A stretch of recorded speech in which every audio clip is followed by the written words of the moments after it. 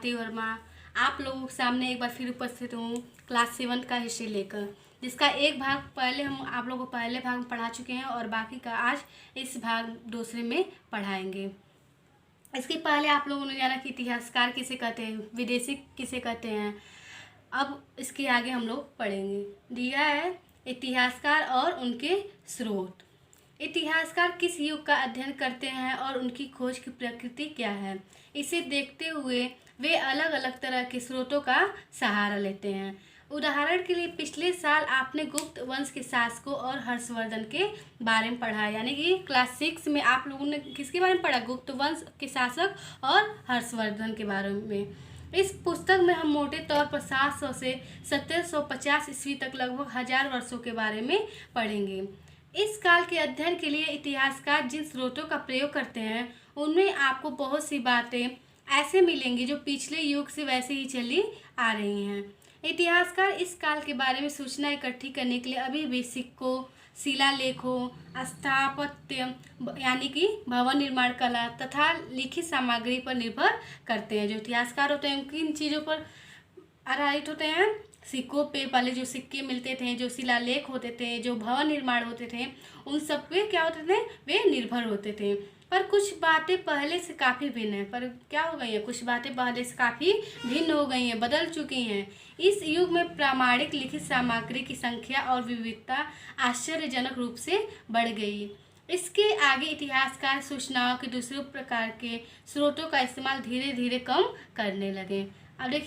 अब देखिए आगे इसमें क्या दिया गया है, कागज का मूल्य। इसमें ध्यान से देखिए, इन दो प्रसंगों की तुलना करना है। इन दोनों प्रसंगों की क्या करना है, तुलना करना है।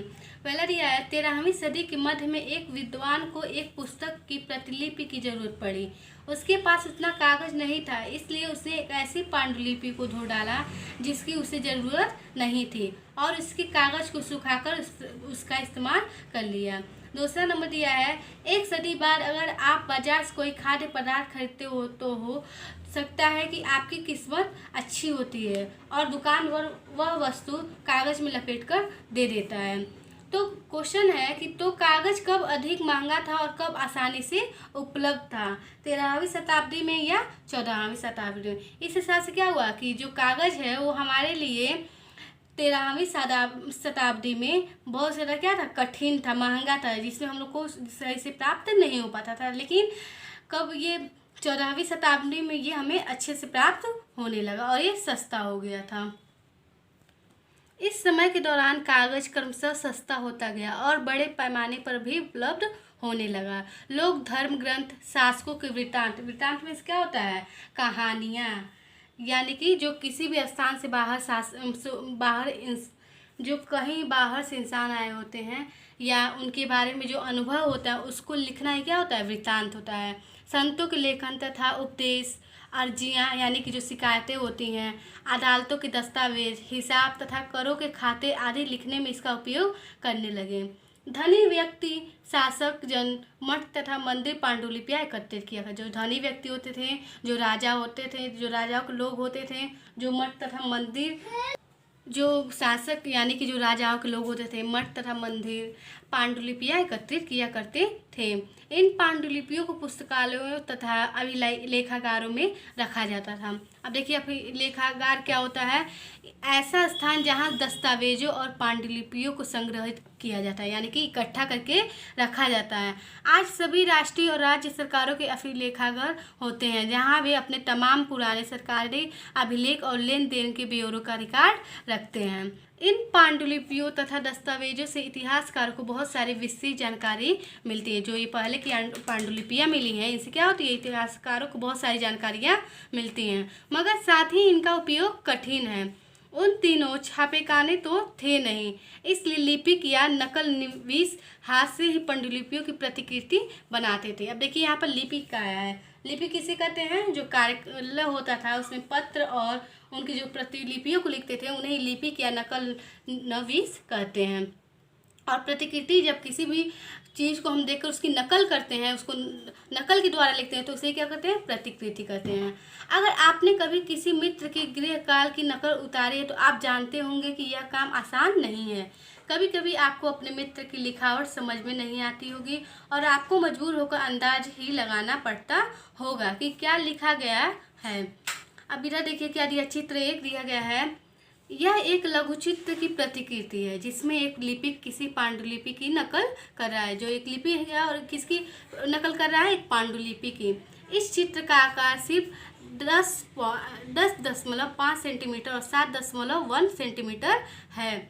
इस छोटे आकार के कारण इसे लघु चित्र या मिनीचेयर कहा जाता है। इसके छोटे आकार के कारण इसे क्या कहा जाता है, लघु चित्र या मिनीएचर कहा जाता है। कभी कभी इन लघु चित्रों का प्रयोग लेख में आए पांडुलिपियों को स्पष्टता प्रदान करने के लिए किया जाता था। ये इतने सुंदर होते थे कि आगे चलकर संग्रहकर्ता अक्सर इन चित्रों को पांडुलिपियों से अलग करके बेचने लगते थे। फलस्वरूप आपके लिखे में मित्र के लिखे हुए से कुछ छोटे मोटे लेकिन महत्वपूर्ण अंतर आ जाते होंगे। मान लीजिए वो इंसान जो लिखा होगा और जो आप लिखेंगे उन दोनों में क्या होता है, बहुत सारे अंतर आ जाते हैं। पांडुलिपि की प्रतिलिपि बनाने में भी कुछ यही होता है। प्रतिलिपियां बनाते हुए लिपिक छोटे मोटे फेरबदल करते चलते हैं थे। कहीं कोई शब्द, कहीं कोई वाक्य, सदी दर सदी प्रतिलिपियों की भी प्रतिलिपियां बनती रहीं और अंततः एक ही मूल ग्रंथ की भिन्न भिन्न प्रतिलिपियां एक दूसरे से बहुत ही अलग हो गईं। इससे बड़ी गंभीर समस्या उत्पन्न हो गई। इससे क्या हो गई, बहुत बड़ी गंभीर समस्या उत्पन्न हो गई, क्योंकि आज हम लेखक की मूल पांडुलिपि शायद ही कहीं मिलती है। यानी जो मेन पांडुलिपि होती थी, जो मुख्यतः पांडुलिपि होती थी, वो हमें आज कहीं भी नहीं मिल पाता है। हमें बाद के लिपिकों द्वारा बनाई गई प्रतिलिपियों पर ही पूरी तरह निर्भर रहना पड़ता है। जो बाद में उसका नकल करके जो लिपि बनाई गई तो इस पर हमें क्या होता है, निर्भर रहना पड़ता है। इसलिए इस बात का अंदाज लगाने के लिए कि मूलतः लेखक ने क्या लिखा था, इतिहासकारों को एक ही ग्रंथ की विभिन्न प्रतिलिपियों का अध्ययन करना पड़ता है। यानी कि उसके बाद जितनी भी प्रतिलिपियां बनाई गई थी, इतिहासकारों को उन सब का अध्ययन करना पड़ता है। इधर देखिए क्या दिया है, चित्र 2 दिया है। लिखावट की भिन्न प्रकार की शैलियों के कारण फारसी और अरबी पढ़ने में कठिनाई हो सकती है। नस्तलीक लिपि यानी कि बाई और जी दिया गया है, वो क्या है, नस्तलीक लिपि में वर्ण जोड़कर धारा प्रवाह रूप से लिखे गए हैं। फारसी अरबी के जानकारों के लिए इस लिपि को पढ़ना आसान होता है। जो फारसी अरबी के जानकार होते हैं इस लिपि को क्या करते हैं, उनके लिए पढ़ना आसान होता है।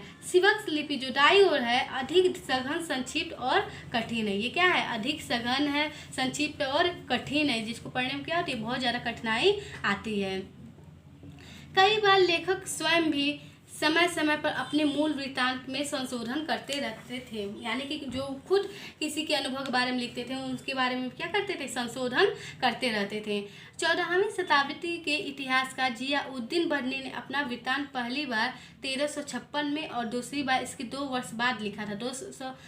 2 वर्ष के बाद मतलब 1356 में तो पहला लिखा गया था और 1358 में दूसरा वृत्तांत लिखा गया था। दोनों में अंतर है, लेकिन 1971 तक इतिहासकारों को पहली बार वाले वृत्तांत की जानकारी ही नहीं थी। यह पुस्तकालयों के विशाल संग्रहों में कहीं दबा, जो ये पुस्तकालय थे वहीं के उस विशाल संग्रह में क्या हो गया था, कहीं पर दबा पड़ा था। नए सामाजिक और राजनीतिक समूह, उस समय नए सामाजिक और राजनीतिक समूह कैसे थे इसके बारे में हम लोग अध्ययन करेंगे। सन 700 और 1750 के बीच के 1000 वर्षों का अध्ययन इतिहासकारों के आगे भारी चुनौती रखता है। मुख्य रूप से इसलिए कि इस पूरे काल में बड़े पैमाने पर और अनेक तरह के परिवर्तन हुए। इस समय क्या हुआ, इस पूरे काल में बहुत बड़े पैमाने पर अनेक तरह के परिवर्तन हुए थे। इस काल में अलग अलग समय पर नई प्रौद्योगिकी के दर्शन होते हैं, जैसे सिंचाई में रहट, कटाई में चरखे और युद्ध में आग्नेयास्त्रों यानी बारूद वाले जो हथियार होते थे इनका इस्तेमाल होता था। इस महाद्वीप में नई तरह का खान पान भी आया, आलू, मक्का, मिर्च, चाय और कॉफ़ी। ध्यान रहे कि ये तमाम परिवर्तन, नई प्रौद्योगिकियाँ और फसलें उन लोगों के साथ आए जो नए विचार भी लेकर आए थे। उस समय क्या हुआ, जो नए विचार लेकर आए थे, जो उनकी विचार अलग थी, वे क्या कहते हैं, अपने साथ ये प्रौद्योगिकियाँ और फसलें लेकर आए थे। प्रौद्योगिकियाँ मतलब क्या होता है, जो नए आविष्कार होते हैं या जो नई चीज़ें हमारे सामने प्रस्तुत होती हैं। परिणाम स्वरूप यह काल आर्थिक, राजनीतिक, सामाजिक और सांस्कृतिक परिवर्तनों का भी काल रहा। अध्याय 5, 6 और 7 में आप इनमें से कुछ के बारे में जानेंगे। अध्याय जो क्या है, आगे जो दिया गया अध्याय 5, 6, 7, उसमें से आप लोग इसके बारे में कुछ जानेंगे। इस युग में लोगों की गतिशीलता एक स्थान से दूसरे स्थान पर आना जाना भी बहुत बढ़ गया था। इस समय क्या हुआ था, ये लोग एक स्थान से आने जाने शुरू कर दिए थे। अवसर की तलाश में लोगों के झुंड दूर दूर की यात्राएं करने लगे थे। अवसर मतलब किसी भी नए चीज़ की तलाश में ये क्या करने लगे थे, झुंड और दूर दूर की यात्राएं करने लगे थे। इस उपमहाद्वीप में अपार संपदा और अपना भाग्य करने के लिए अपार संभावनाएं मौजूद थी। यानी कि भारतीय उपमहाद्वीप में क्या हुआ, अपार संपदा और अपना भाग्य करने के लिए अपार संभावनाएं मौजूद हो गई थी। अब इसके आगे हम अगले वीडियो में यानी कि भाग 3 में पढ़ेंगे। आज के लिए इतना ही, इतना पढ़िए और अच्छे से आप लोग इसका अध्ययन करें। धन्यवाद।